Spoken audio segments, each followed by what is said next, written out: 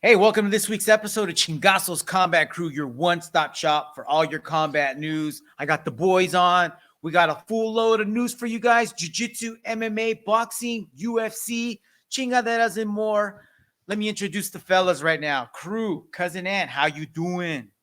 I'm doing good, man. I'm doing good. Excited about today's those fights yesterday. We're getting ready to hear about them, man. How you doing, Alfonso? Doing good, man. I didn't get to catch any fights, so I'm gonna have to go watch all the replays. Fortunately, I was working out of town most of the week last week and just didn't have a whole lot of time. But I'm excited to talk about it with you guys and get some spoilers from myself before I watch them.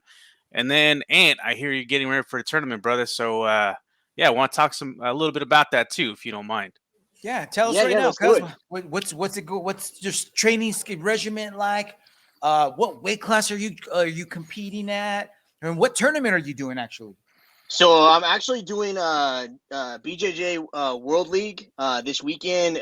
This coming weekend. The 1st of July. It's going to be at UCLA tournament there.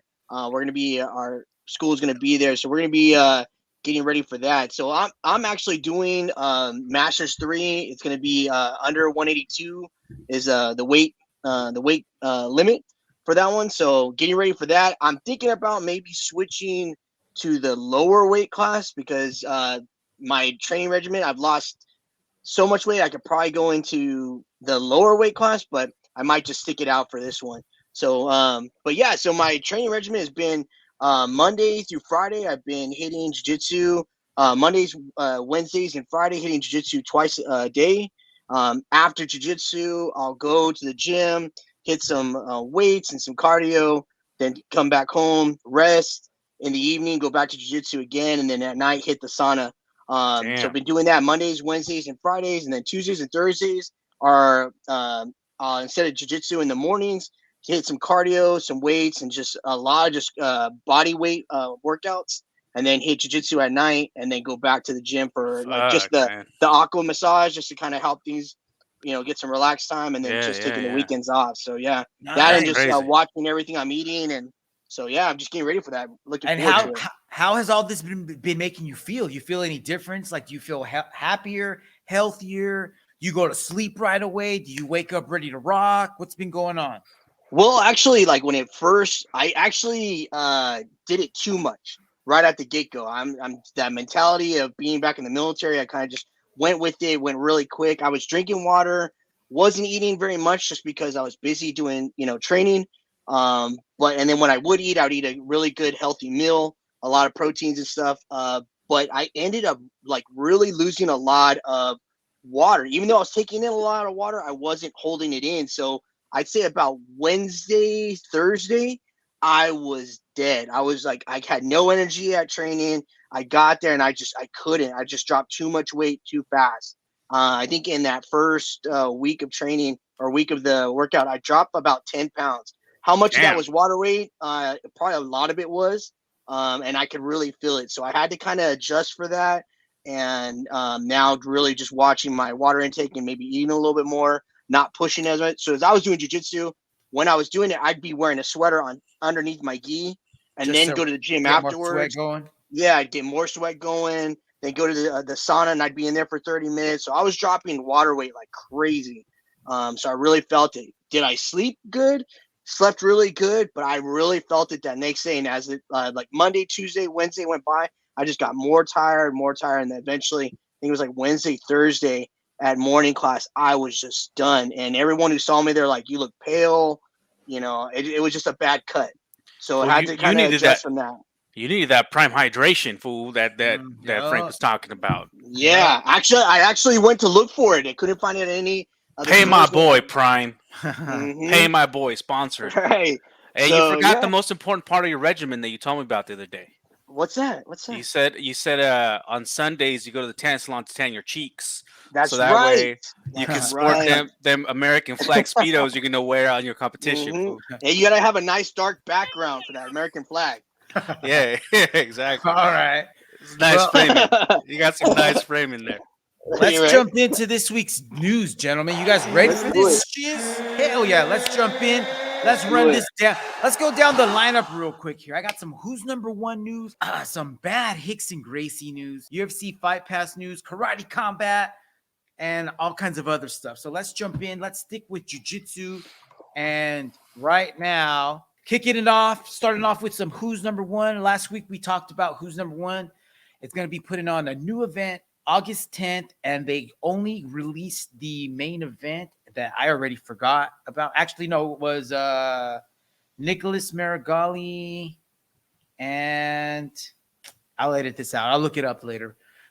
So who's start over? 3, 2.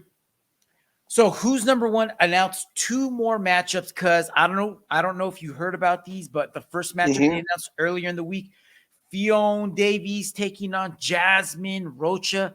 Ffion has been on fire lately. Yes. Jasmine might be taking on a little bit too much more than she can chew, but hey, you know what? I love this. I love the matter. I love the fact that she's like willing to jump in and take on this challenge no matter what. I think she's going to come out on top.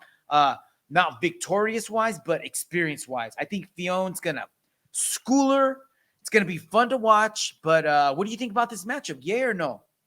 Yeah, definitely. Definitely looking forward to this. You got Fiona, who's she's a 2-time ADCC champion now, and she's on a killing right now. She's really doing great. Does constantly training. If you watch her page online, she's always at the jiu-jitsu gym. She's always working out. She's training. I mean, she's everywhere. So she's having fun, but she's also training a lot. So really looking forward to this match. It's going to be good. And I mean, there's nothing. Every one of her matches is like high caliber. So I'm looking forward to it. Yeah, no doubt. She's on that cousin Ed lifestyle regimen right now. So she's doing it right. Another matchup that was announced this week, Felipe Pena and Haisam Rida, bro. What? Ooh, this one's going to be good. Haisam Rida, fresh off beating the shit out of some car thief's ass. And, Felipe Pena, I believe, is going to be coming off of a Craig Jones matchup. And we'll talk about that in just a little bit. But what do you think about this matchup? Cuz, you for it or not? Yeah, actually I am. I mean, Rita wasn't he also, he did very well in the contender series that they had. So he did really well. He looked very strong, tall. So very fast, he can go, has excellent conditioning. So I definitely see this being a good match.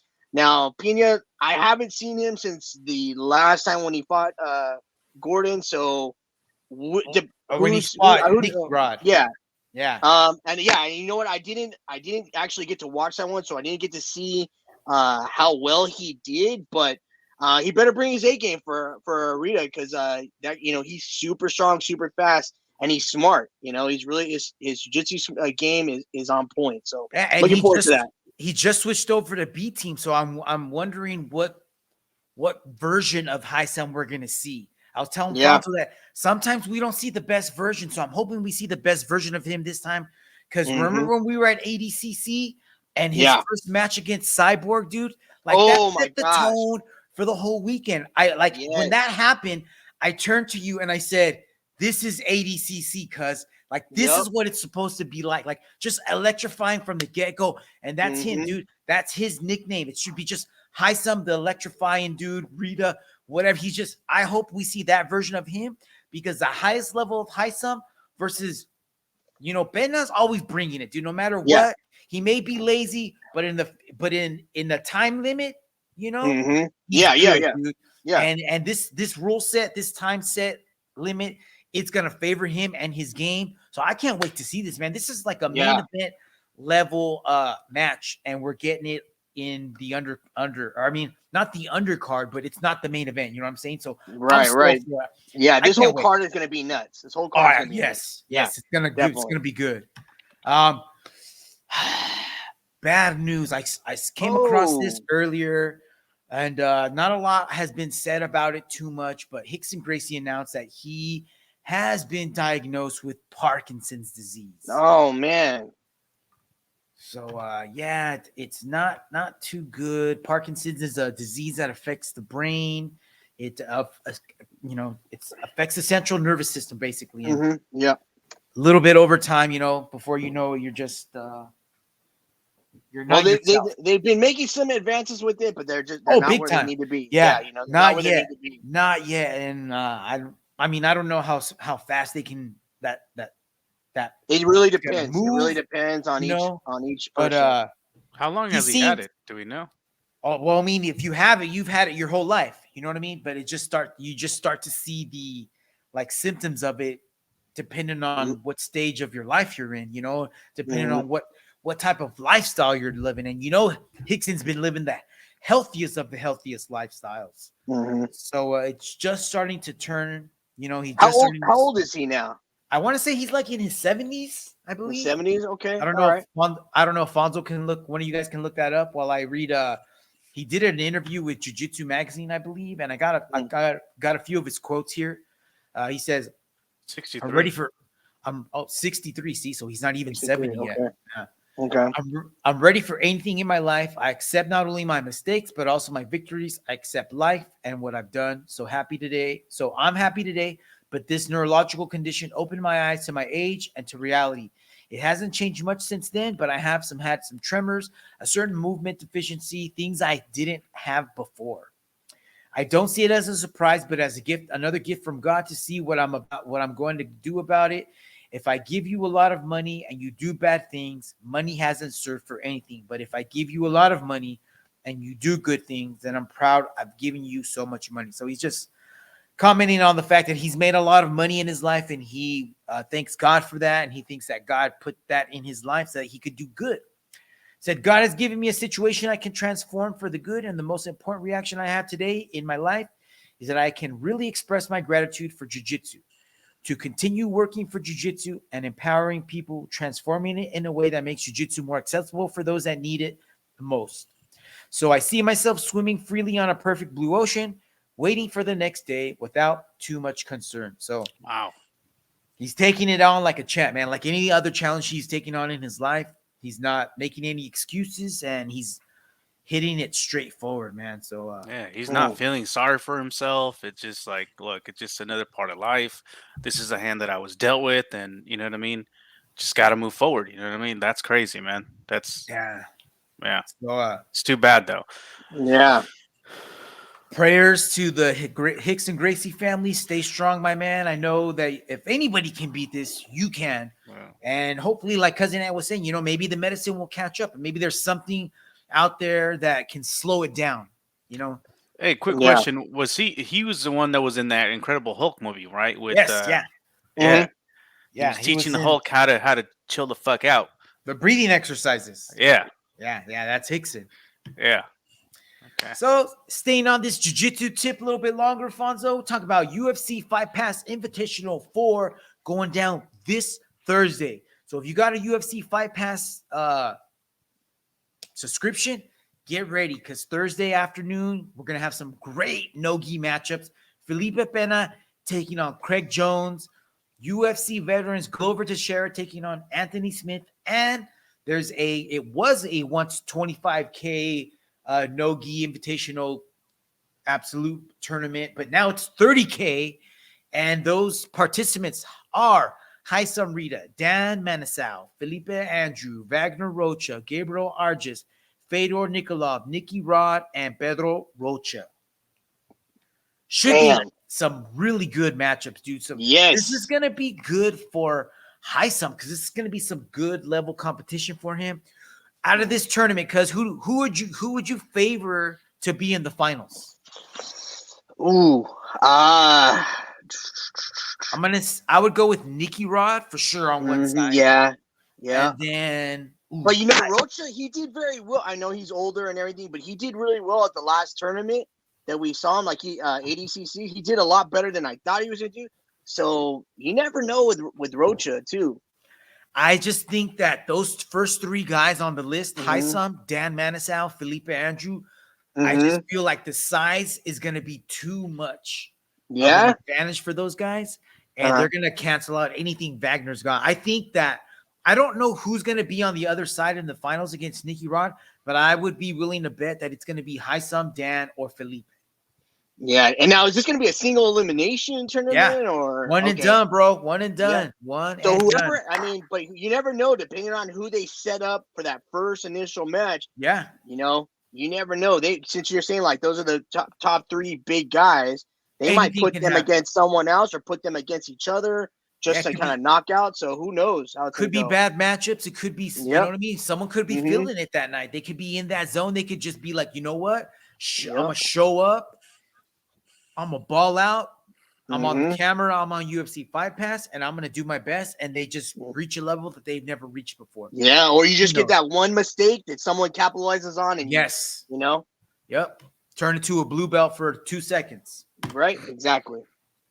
Dudes, yesterday afternoon, Karate Combat 40 went down.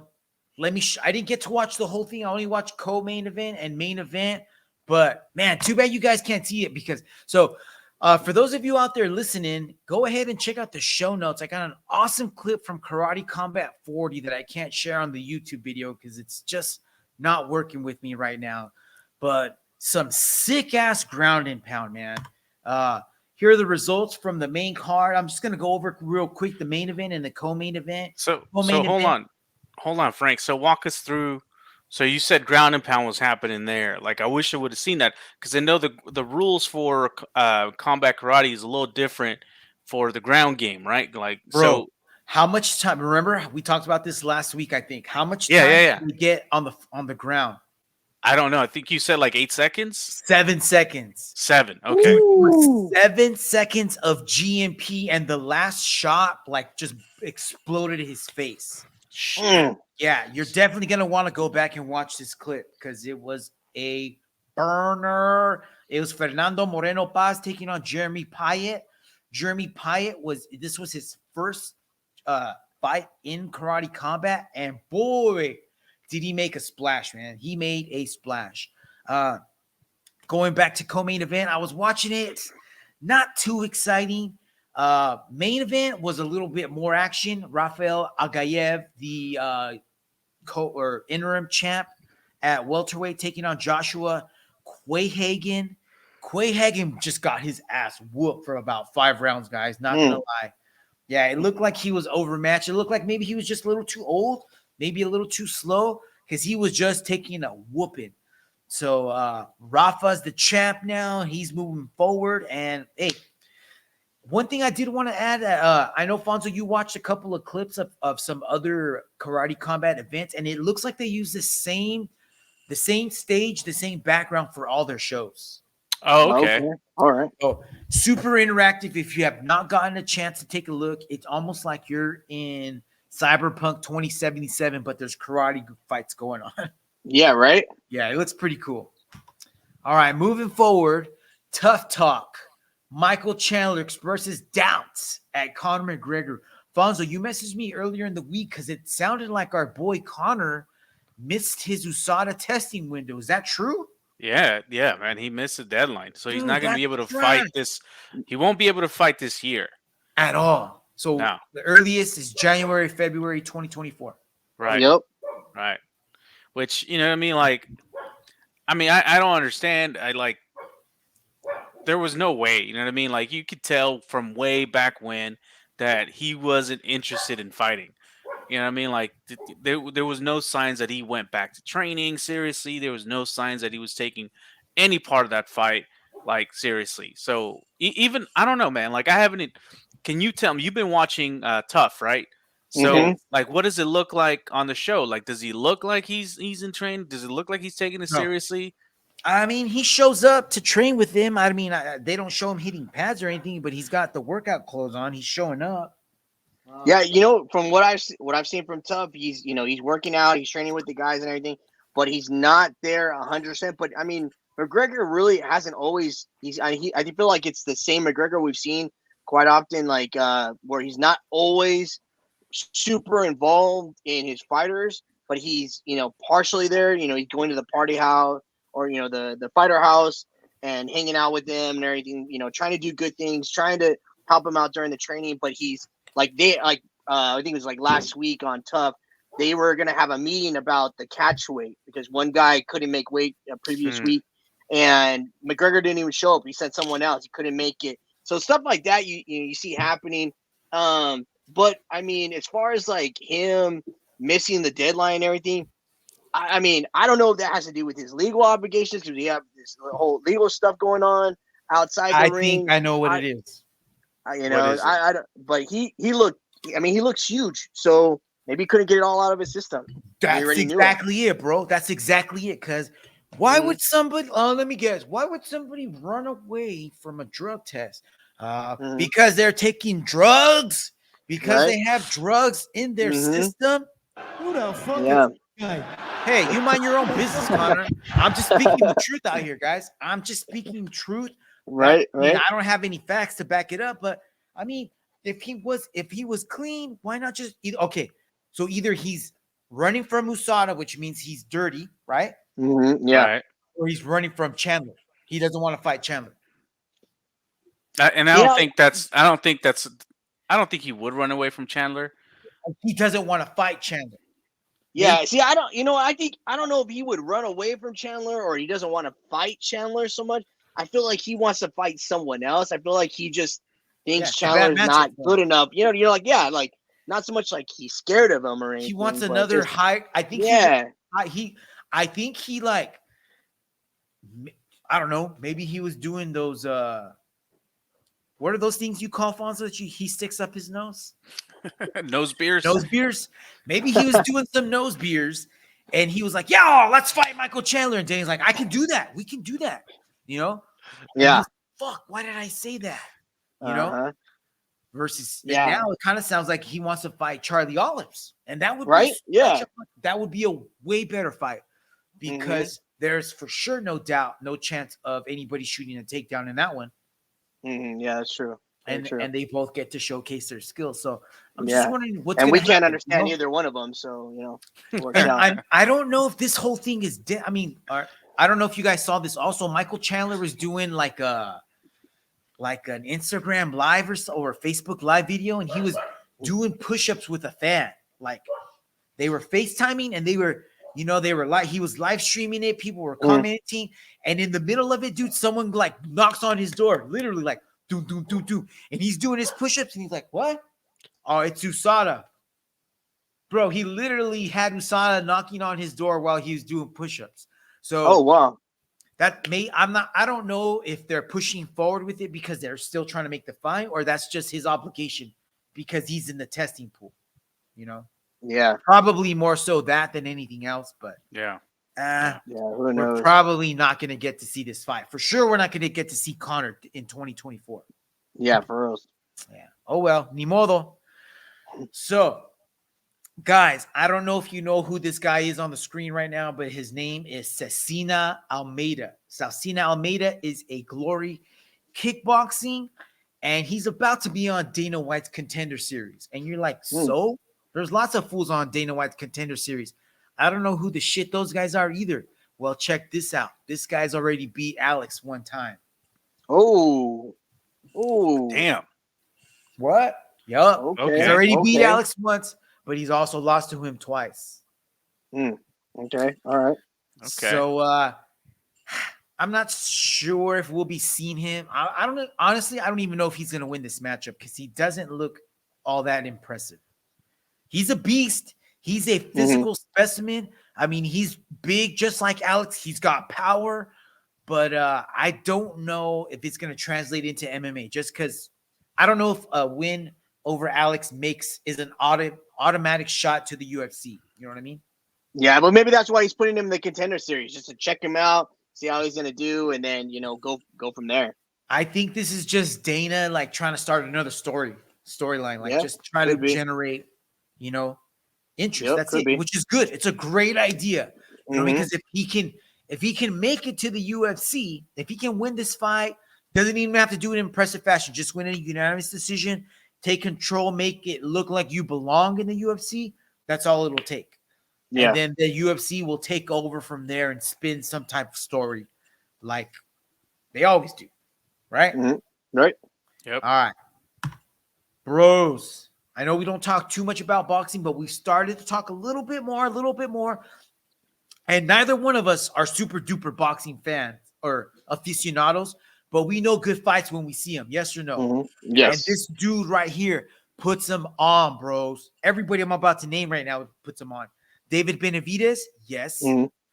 Jaime Mungia, yes. Yes. Canelo Alvarez, yes. Yes. So it looks like at the moment David Benavidez is in works to take on Tijuana's own Jaime Mungia. Jaime Mungia just fought this Eastern European badass a couple weeks ago when all 12 rounds with him, almost got stopped himself, but came back and snatched the victory from his opponent in the 12th round, pretty much.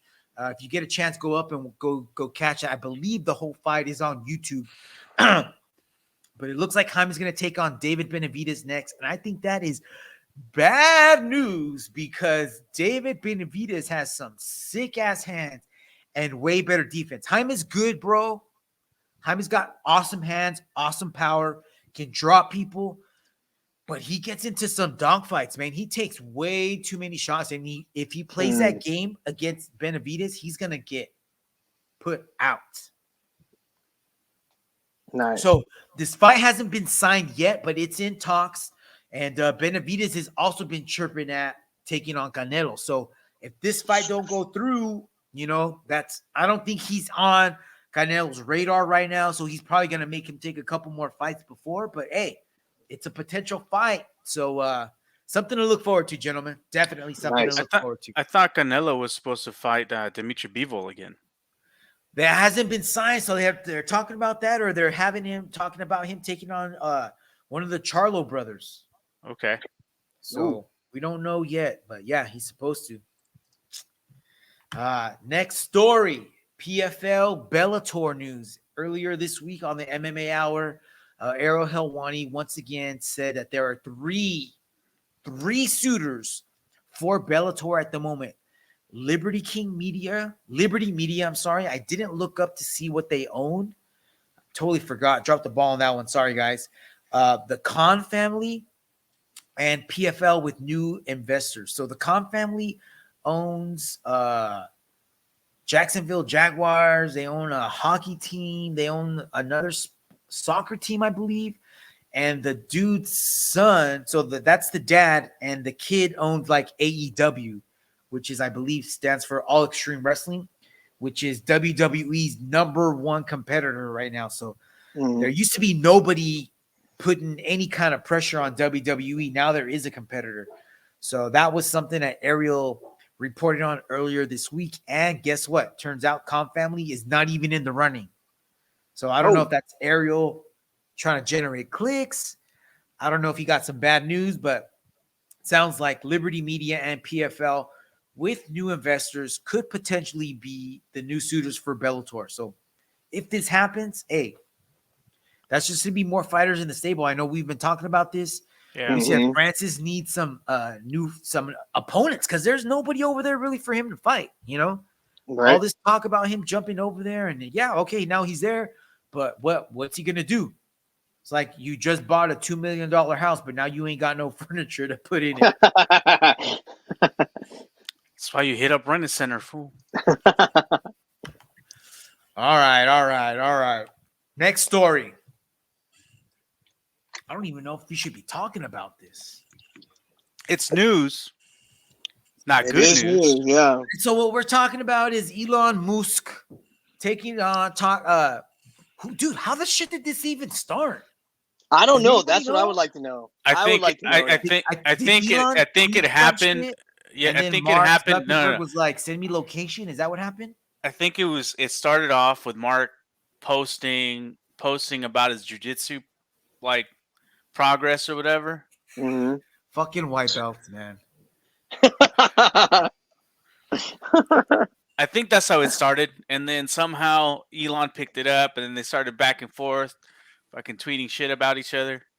And then now, does Elon train at all? Like, does he do anything at all? He doesn't have to. He's got Neuralink. Yeah, he's got a Neuralink. He's just like, turn me into Chuck Liddell, 2000. Yeah, remember like in the Matrix when that fool just like, hey, you know Kung Fu now. He's like, oh, I know Kung Fu. I do know it's like Kung that. Download it. That's it. Download So Dana White. So this is what Dana White says. Dana White hears this, and Dana White is like James Valle sniffing out a pizza 3 blocks away. Pizza this way. Dana White smells some pay-per-views, and he's like, "This isn't a gimmick fight. Gimmick is MMA guys going to boxing and getting beat. We've seen it already and know how it ends. This is a fight between two of the most powerful, richest guys in the world. Who will win? Who has seen this before? Nobody. It's also a crossover fight that literally everyone will watch.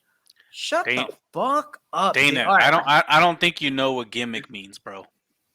Let's send him a dictionary, dude. So Get that full dictionary. I'm with Luke Thomas on this. Let me get your guys' take on this. Are you for it or no? Any interest? I don't know, man. It's a free show. You know what I mean? Like it's one of those. I'm always a sucker for fucking roadside attractions. Fool. Do you want to see right? Yeah. Does this have any merit on a UFC pay-per-view? No. He's saying that this could headline a card. He's like, this is the main event. Look, he's not wrong. He's not wrong. Uh-huh. You know what I mean? Like I could see it headline. It doesn't mean it's a real competition. Well, yeah, because you put it at the top, like the headline, because by that time that you watch all the fights, you're already, all pedo. So, now at that point you're like, let's watch these two street fight. Might as well. Happens outside. Let's watch to see who. Fool, tell you what. Like put razor blades in their fucking gloves, like cockfighting. We'll just throw cash in the center of the ring. It's all good. Dude, you know what? How about this? Instead of UFC, how about you just have them do slap fighting? I'm down to pay for that. I will pay for that. These guys have no business in a cage. We don't fucking need to see that. If they want to do that, let him go pay for that. Let him go do his own pay-per-view. We have plenty of fighters on the roster that aren't giving fights. There's plenty of matchups that we have not seen. Let's not waste a pay-per-view on this bullshit. Because that's what it is, dude. This isn't going to solve anything. Is it entertaining? Fuck yeah, it's going to be entertaining. This is going to be as entertaining as a fucking fight in high school when I saw the 10th grade cheerleader taking on the fucking mean girl senior who thought she could do whatever she wanted and then got her ass whooped. I'm down for that. I'll pay for that. But I'm not going to pay for that when there are other fights that we need to watch that need to be made, bro. Especially since, Zuckerberg, all he does is jiu-jitsu. Elon, we don't know what he does. And he's only a white they're gonna have belt, dude, who cares? Bill Gates He's a out in the audience. white He's gonna take on the challenger. He's sorry, dude. Yeah. Who gives a crap? Here's the deal. I'd rather watch it. Let me tell you something. I'd rather watch it on a UFC pay-per-view card. I'll now tell you why. Because I'm already gonna pay for that UFC pay-per-view fucking card. Mm-hmm. Chances are there's gonna be some good fights on that card. This is just gonna be something extra. Yeah. You know what I mean? Exactly. Like I'm not gonna pay for this one thing. You know what I mean? Yeah. This is like at a basketball game in the middle of the halftime comes. Yeah, bring there out, you go. There it is. It's your halftime but that's show. not what he's saying. He's saying that this is going to be a main event. I get it. I get it. Yeah. I get it. It doesn't even, no matter what. Did he say main event or did he say highlight? He said main event. He said this could headline a pay-per-view. Now, how much is this coming from? Like, this sounds like something you would see like on WWE. Like, I'm with Luke Thomas on this. If you got any time to go out and hear and you're not sure on what side you're on, just go listen to what Luke Thomas said. And I completely 1000% agree with him. This has nothing to do with any real fighting. Would you go pay for 2 white belts? I wouldn't even watch white belt matches, dude. Like, this is beneath that. So this is like, I was Mark Zuckerberg at a time. We've all been Mark Zuckerberg. When you fall in love with jiu-jitsu, you fall in love with it to the max, to the point where you become like almost cultish, where you're posting memes and you're the fucking shark and the world is your ocean and you're a lion and everyone is the I know, bro. I've been there. I know. But that doesn't mean that you deserve to be at this level. Like, kick back, bro. Go. You're Mark Zuckerberg. You got bajillion dollars. Elon Musk, you got bajillion dollars. How about you guys do this on a SpaceX shuttle, fight in the rocket, And if you want to take other people to build up that card, go do it. But stay the fuck out of UFC. You guys got no business, and you do not deserve to be in here at all. Enough Dang, said. man. You are upset. No, Yeah. because Frank's a mad rapper right now. No, Oh, dude. shit. because this is like, don't we want this to be respected, or do we want this to turn into a freak show? Okay. You got it. You're right. No, You're right. like, You're right. You're it's absolutely a right. professional sport, bro. You're Like, absolutely right. how are these guys even gonna be sanctioned by an athletic commission? Could they even do that? I have no idea. Yeah, no. Why have wouldn't no they? idea. Why wouldn't they? Well, how old is Elon? How old is he's- Mark? None of these guys they got to pass physicals. They Yeah. got to show that they fought before. Like, you can't just Fool. get anybody out They on also- the street. They also got $1 bajillion. You don't think the commission like just be like, oh, what? $1 He'll bajillion just dollars buy on the ground? commission. They'll Yeah, buy what? the commission. And be then like, "We're again, good." and then that just proves my point that they're just rich boys buying whatever they want. Yeah. Mhm. You know what I mean? Yeah. Like, no, I'm not down for it, dude. I'm down for this shit, though. This fight officially got confirmed. Henry Cejudo taking on Chito Vera. Boston. The bad thing about this is that it's only 3 rounds. I heard Chito on Ariel Helwani's MMA Hour, and he's making it sound like Henry's hurt, that Henry is not going to be able to make the fight. You guys heard anything about this? No. But you know what? On your first point, man, when you said it's only 3 rounds, I think that's gonna actually be better for Chito. You know, Chito's slow starter. If he's only got 3 rounds to make it happen, might as well just go out there and start banging right away. But he don't. Even when it's only 3 rounds, he don't start till like halfway through the second. And if Henry shows up, dude, if Chito don't change his game plan and starts early, it's game over. Henry's gonna run away with this. I agree. Just hope he learned, man. I hope he learned. I mean, he said he learned. I think he was on a podcast with Joe Rogan where he talked about that a little bit. Well, we'll see, man. We'll see. Yeah, but Dude. hopefully he's not hurt. Yeah, hopefully he's not hurt because I really, really want to see it. So, yeah. All right. I came across this thread on Reddit, and they were like, bros, check out the top 7 fights for the next 3 pay-per-views. UFC 290, starting from the bottom, moving up. Robbie Lawler, Nico Price. Sean Brady taking on JDM. Bo Nickel taking on Trayshawn Gore. Dan Hooker taking on Jalen Turner. Robert Whitaker taking on Dricus Duplessis.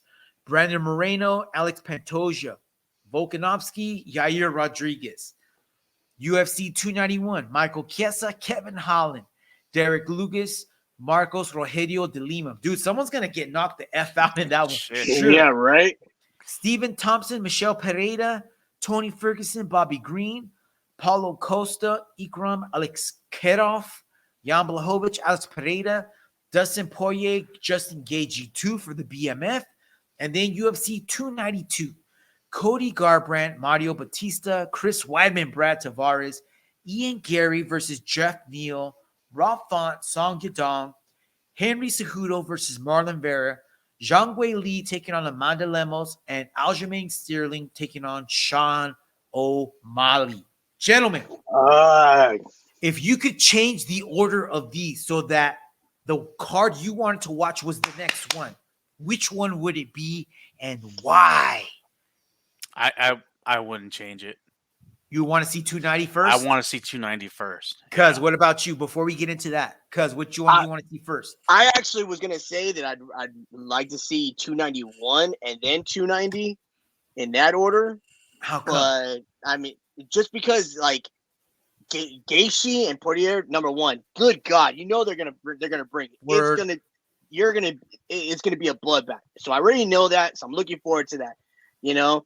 Then you got Tony Ferguson coming back after, you know, everything. I've been wanting to see that, see where he's at, going against Bobby Green. So, you got that story. Then you also talk about, the Derek Lewis fight. You know there's going to be knockouts on that one. So I just feel like there's more in that one that's going to be just bloodbaths and knockouts versus 290. Not that it's not going to have it. Man, I just, you know just what? a little bit. I almost wish they could move UFC 291 to October.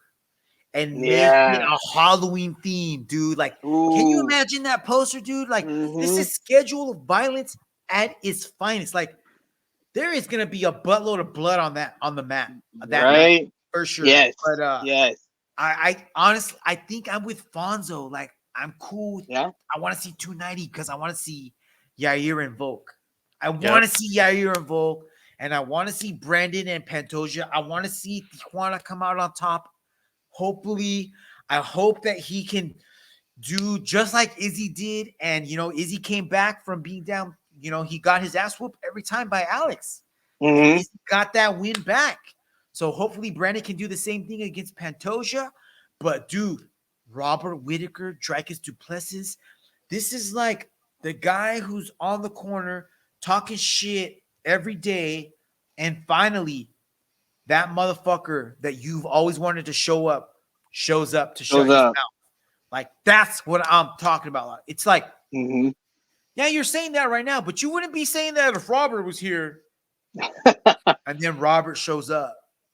Like, it's time to pay the piper, bro. Yeah. I'm hyped for 290. I'm hyped. 2 weeks away. Yeah. Let's effing go. But for the next 3 months, the next 3 pay-per-views, we are truly blessed, man. Truly blessed. You cannot go wrong picking either one of these. What if you only had to pay for one of these? Fonzo, is that your same choice, 290? 290 probably be my choice, yeah. What if this was like what if this was Panda Express and you're like, I want 2 from 290, 2 from 291, 2 from 292. What would you pick? Cuz let me start with you. Jeez. Well, definitely only 2. Okay, so from 290, got to see Brandon Moreno, got to see Volkanovski. That's just done. That's just done. All right. From 291, I'm going to be going. I want to see Portier, obviously, and then Tony Ferguson, just because I want to see where he's at. Is he back? Is he not? Then 292, I'm going the Sterling one, just because of the whole beep and everything, and then Cody Garbrandt, just because I want to see another knockout again. So. Why do you want to see Cody get knocked out? That's cold blood. Because that's all he does, get knocked out.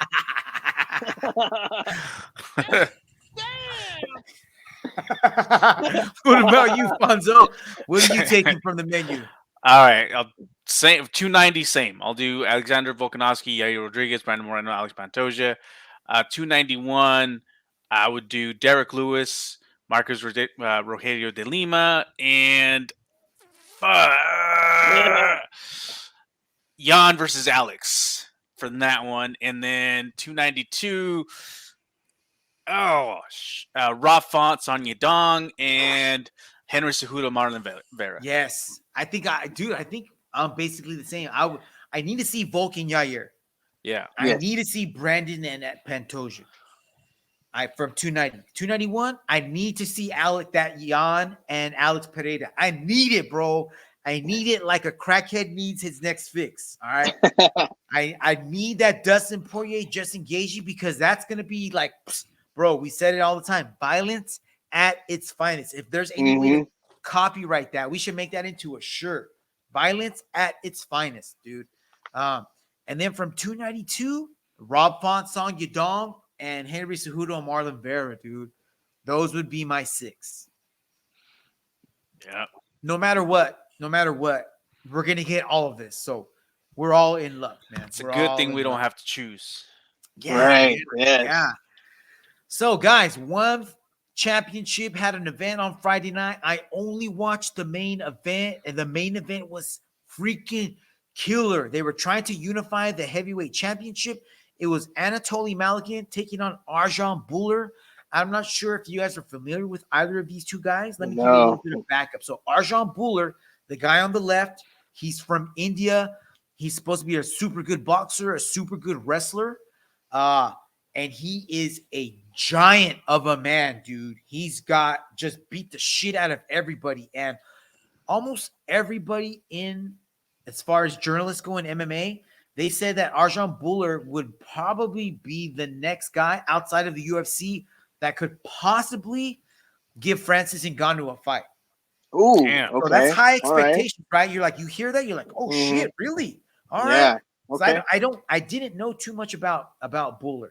I didn't either know too much about Anatoly Malykhin, and other than Anatoly Malykhin is a light heavyweight champ that also competes at heavyweight. So that tells me he's the smaller guy. Mm. So he has the strap at 205, and he had the interim belt at heavyweight. So they're trying to unify it. Everyone thought that Arm Bhullar was just going to run through Anatoly Malykhin, and it was the opposite, bros. It was a 3-round ass whooping. Like, I don't know what was up with Bhullar. I don't know if he got paid off because he literally threw like no shots. Really? What? Like in every round, he might have thrown maybe 5 punches. Irene Aldana style or what? Yeah, dude, it was like that. I don't know if the moment got to him. I don't know if he was injured because Malykhin would just come in and drop bombs, and they would get in that pocket. And instead of putting his hands on him, he would push him away to create space, not so that he could rain punches, but just so he could get away from him. It was the weirdest thing I'd ever seen. He wasn't wow. trying to clinch or go for any No, he was body not. Was he hurt before the No. fight? Maybe. Not that I know. That's what I'm wondering. I didn't hear anything. I haven't read anything yet. Maybe we'll hear something later on in the week. But for the first round, they were kind of feeling each other out because Malykhin didn't know what was going on. So he was a lot more active. He landed a lot more shots, but it didn't seem like he really knew that he was just going to have free range to throw whatever he wanted. Second round came, and then Malykhin just went to town on him, unloaded. Third round came, and he was like, oh, I got this. And he just went full steam ahead. Like he was just about to empty the tank. I don't remember if he dropped Arman Bhullar, and Arjan Bhullar, or if he took him down with a takedown. But eventually they got to the ground, and he just finished him with ground and pound, dude. Just took him to the side and just started raining shots, and Bhullar just covered up, and then that was it, man. Moved on. Malykhin gets on the mic, and then he's like, dude, so now he's the heavyweight champ. He's the light heavyweight champ. And he called out Rainier de Reader. I don't know if you guys remember Rainier de Reader, RDR. Mm-hmm. Remember, because he's the guy who had the grappling match against Cade Rudolph not too long ago. Yeah. He also had a grappling match against Andre Galvao last summer before ADCC and had a draw there.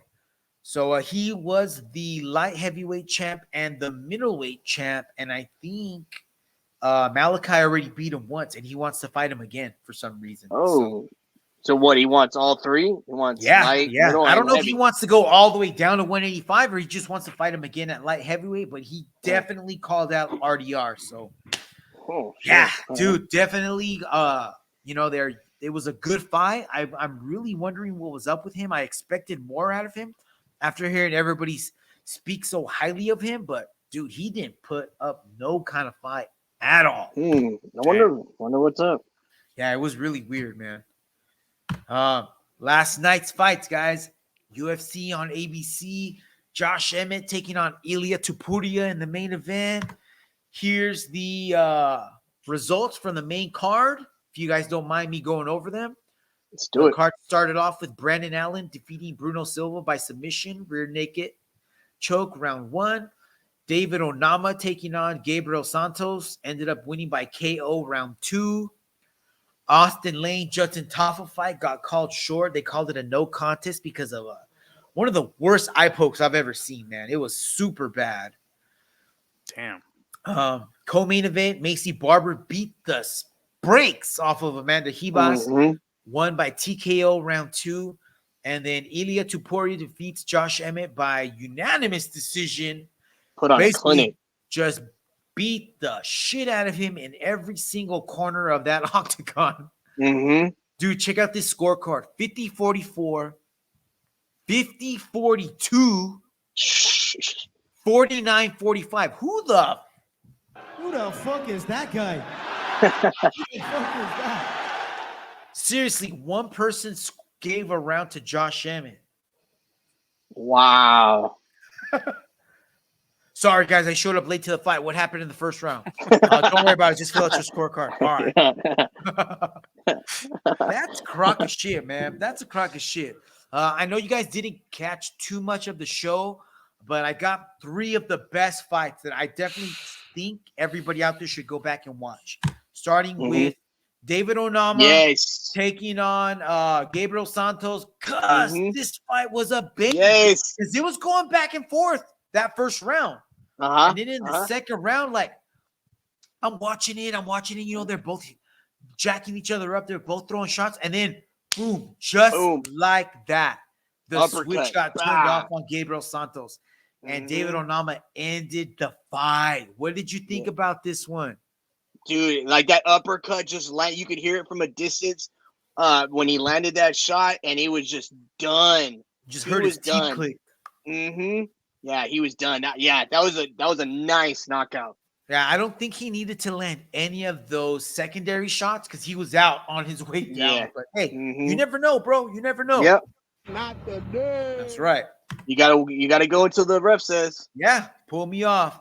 And we talked a little bit about this on Amanda Ribas and Macy Barber, and we've been going back and forth on this one earlier in the day because this is like Macy Barber old school. Like she's back. Is she back? She's back. Looks like she's back, man. And she made a statement. Ran a clinic on Amanda Ribas. Punches, kicks, ended with some ground and pound, blood all over the place. Dude, I would love to see this version of Macy Barber taking on who's the other girl? You guys remember? Who for? We were just talking about Alfonso potentially moving up to 135, fighting Juliana Pena. I can't believe I'm missing her name right now. Shoot. Are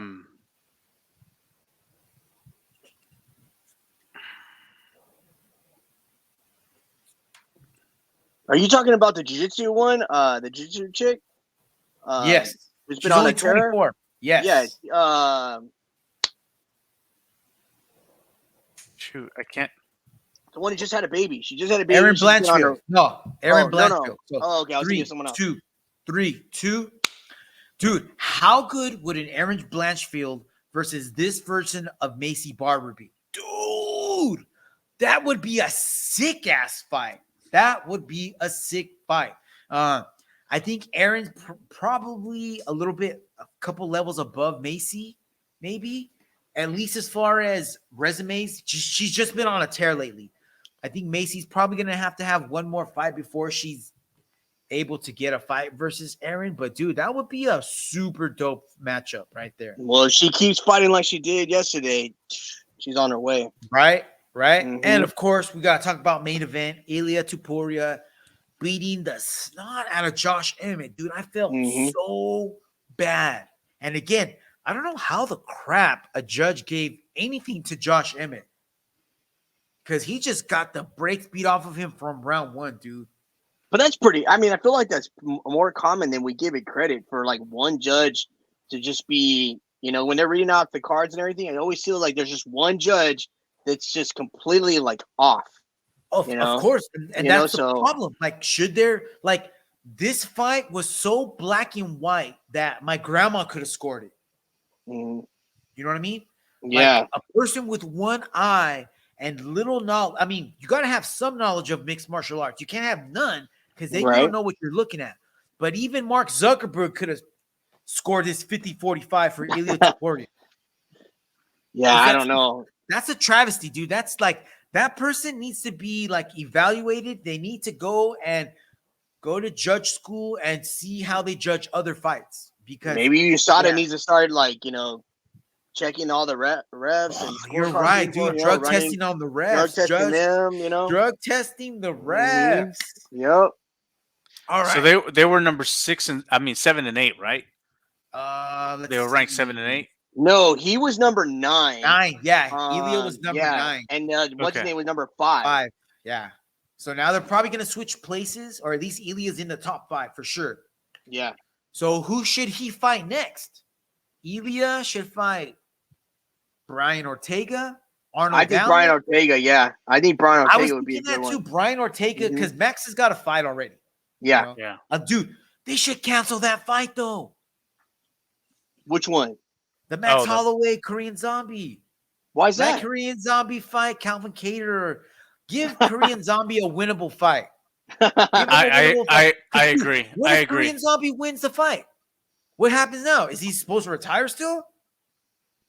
He's not going to beat Max, but what if he did? That's going to fuck everything all up.